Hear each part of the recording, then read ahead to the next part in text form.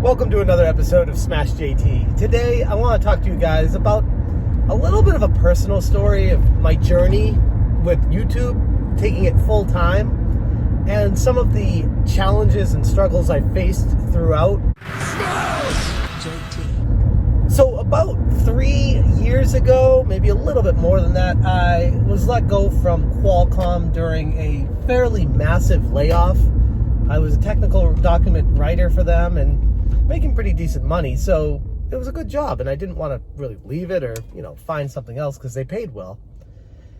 After I got let go, my wife just had our second kid, and we were facing some serious financial challenges, like everybody typically does throughout, this day and age, most of their lives because of the way the economy is set up, but that's another talk for another day. I was trying to find a job after I was let go that could make something close to what I was making at Qualcomm, and I just wasn't having it. Most jobs are paying like half what I got paid at Qualcomm, if that. And typically that kind of pay was after taxes about what you'd be paying for a babysitter, so it didn't make sense for me to go to work and my wife, who's a nurse, to be going to work.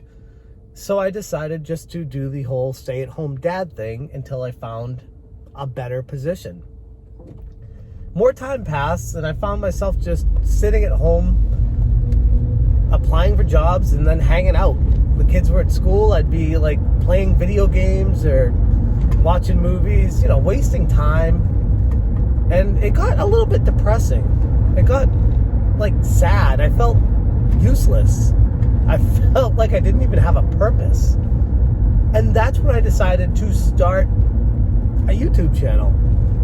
But initially it wasn't full time. It was just like, okay, I'm going to do a few videos, one a week type thing, if that.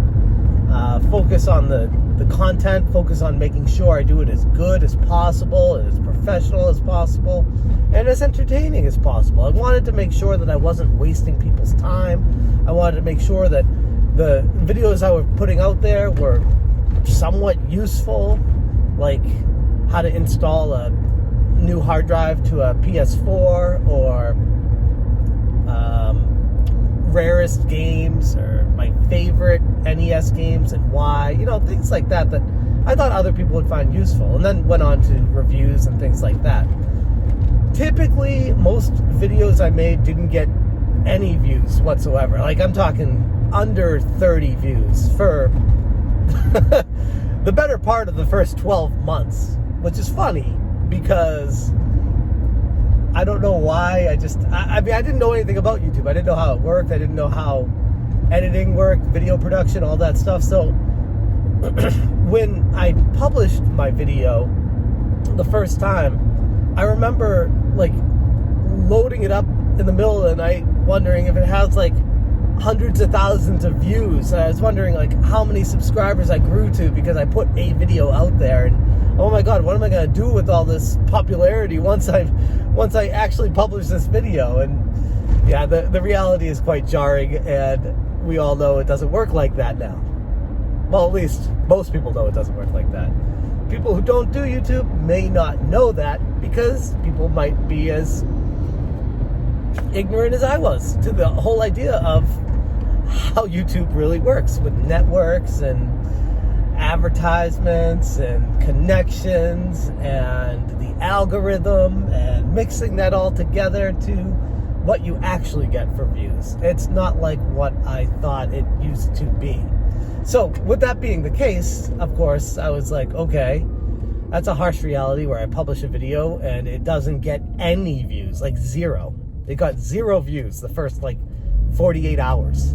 And then I got 1 view, I think, in the third day. And I'm like, okay, I put about 10 to 15 hours of research, videoing, editing, thumbnailing, publishing into that video, and it got 1 or 2 views. And I'm like, okay. Now, clearly, I was not a pro at editing by any means. I'm still not. But back then, it was very rough around the edges because I didn't know how to use any of the programs. I was all self-taught with everything. So it was always a process with every step that I took. Fast forward a few months from there, and I started making more regular content, more videos, trying to publish like 2 to 3 a week type thing if possible. But usually it was just 1 to 2 for the most part. And videos were still getting about 30 views max on them. Sometimes not even that. Like 20 max. It was rough. So I decided to work a little bit harder and start putting myself out there in the community. And I remember it was, I believe, a channel called Chris 16-Bit or something like that. He came to my channel and made a comment, and it was like one of the first times someone ever made a comment that was actually useful. And it said, "Hey man," or "Hey mate, I really enjoyed your video. I like the part that you talked about X, Y, and Z, and I definitely can relate to that because that's how I felt when I played that part of the game. I made a video similar to that, and I'd love for you to check it out. I think it would be really cool to hear what you think about it."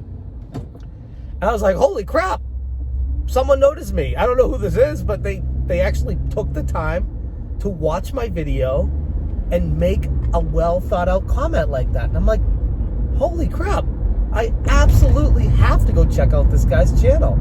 I mean, I subscribed immediately, and then I watched the video, and it was a good video. It was like, he was entertaining and enjoyable, and it clearly showed a passion for the video game. I don't remember exactly the specifics of it. I mean, we're talking 3.5 years ago. I just remember the sentiment that I had while I was watching it. I was like, oh my God, there's another person out there like me who likes video games. This is cool. And then I scrolled to his comment section and made a comment talking to him about that.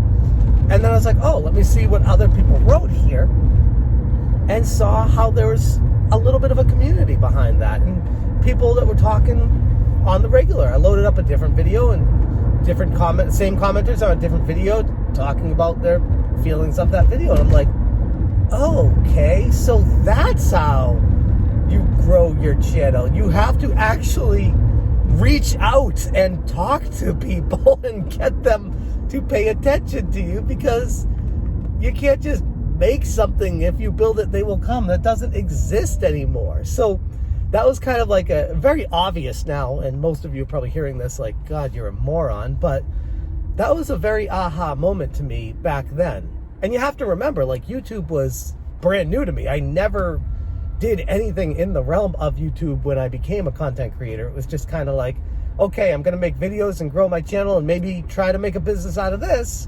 And that way I can still watch my kids, pick them up from school, take them to their activities. So I kept making videos and starting to go into the other commenters' channels and watching their videos and making comments on them and why it impacted me, and truly, genuinely, like, making comments, not just saying, oh, hey, check out my channel and sub for sub. Like, I wasn't into that. I think that's a terrible, terrible approach, and it definitely doesn't work out in the long run. But genuine comments to these other channels really made an impact, where people started forming a relationship with me.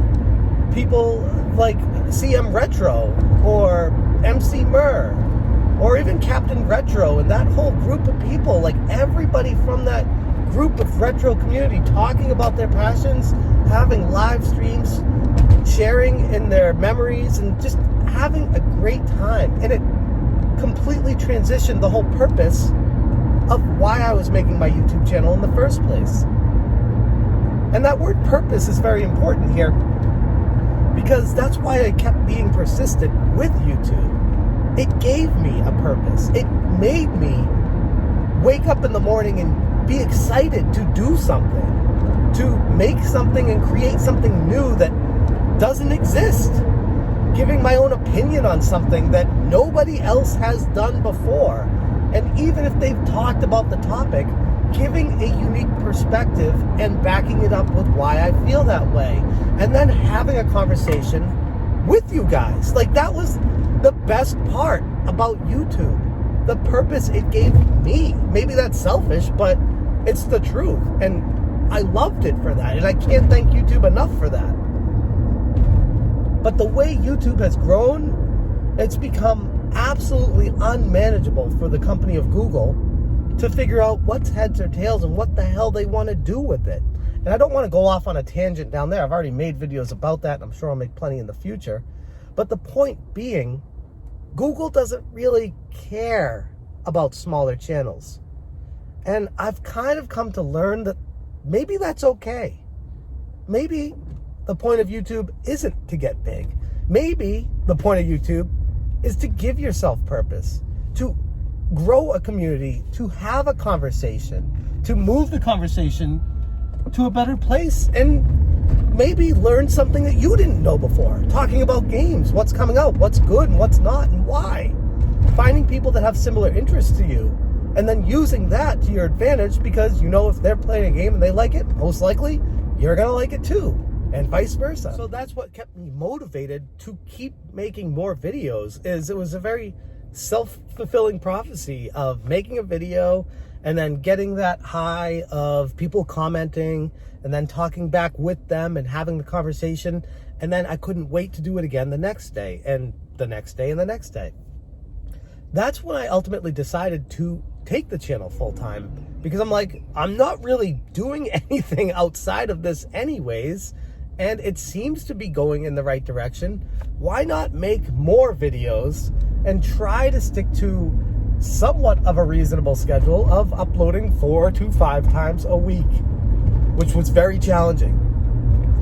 And initially, most weeks I wasn't able to hit that number, but as I got better with the editing and keeping in touch with what's going on in the gaming realm, I was focusing on news and always found something to talk about and give my opinion on. Now, one of the main reasons I wanted to make this video is talking about the challenges that I've faced when becoming a full-time YouTuber. And good Lord, how long have I been talking before I got to this point? Sorry about that. I just have a lot to say. I went full-time and we weren't making any money in our family on my side of things. So I decided to open a Patreon to help with some bills. I was able to monetize my channel back then with advertisements and make a little bit of money per month. But it still wasn't very much. I mean, I live in Southern California and it's extremely expensive here. So my wife, a single income family basically, as a registered nurse, which is good money, is not enough to support a mortgage, 2 kids in school, and a deadbeat dad like me. And I was like, I need to find a way to make more money. And that's when I actually started driving for Uber and Lyft. And that was one of the lowest points of my life, I'll be honest. Now, I know it was helpful, and I'm very thankful for the opportunity of it, but damn, something I haven't told you guys, I worked many, many nights. My wife would come home from work, I'd give her a kiss, high five her, and then go out to the car, and I would drive all night. And I'd come back in the morning, and she'd go out to work, and I'd have to sleep for like 2, maybe 3 hours, and then wake up and take care of the kids and do it all again the next day. And this is making basically peanuts. Like, I was driving all night, and Uber and Lyft, with the gas prices in California, ultimately I was making maybe after everything $80 to $120 after tips, like for driving like 6 hours on a weekday night. Now, if I did weekend nights, I'd make a little bit more, but I was exhausted. And I had a lot of people that wanted to start a podcast with me. I had a lot of opportunities I had to let fall to the wayside because I needed to sleep and I needed to drive. And in between that, I was making videos and researching, which left very little time to actually play video games, which is ironic because one of the reasons I wanted to start the YouTube channel in the first place was to have an excuse to be able to play the video games and do something with that knowledge. And it just turned into this whole mess of I'm out driving all night, lack of sleep, lack of income in the family. I mean, we're barely making ends meet even with all this driving. And for what? For what? that's when I came to the realization that this is just not going to be working out long term for me. My channel was growing. Sorry about that sun there, guys. My channel is growing at that point, and it was doing well, but by no means was it exploding or getting to the point of, okay, this is something that I can make a living off of. It was more like, okay, now I'm making $150 a month off of advertising revenue. Great. Oh, I'm making $50 off of Patreon, which, by the way, I can't thank the Patreons enough. Chris Benjamin, especially. So many huge supporters. It's been a lifesaver, like legitimately. During the time of not having a job, it was a financial crisis in my household. So altogether, I'm making out the door, working full-time YouTube videos 4 to 5 days a week, if not more than that. Towards the end, it was like 6 and 7 days a week.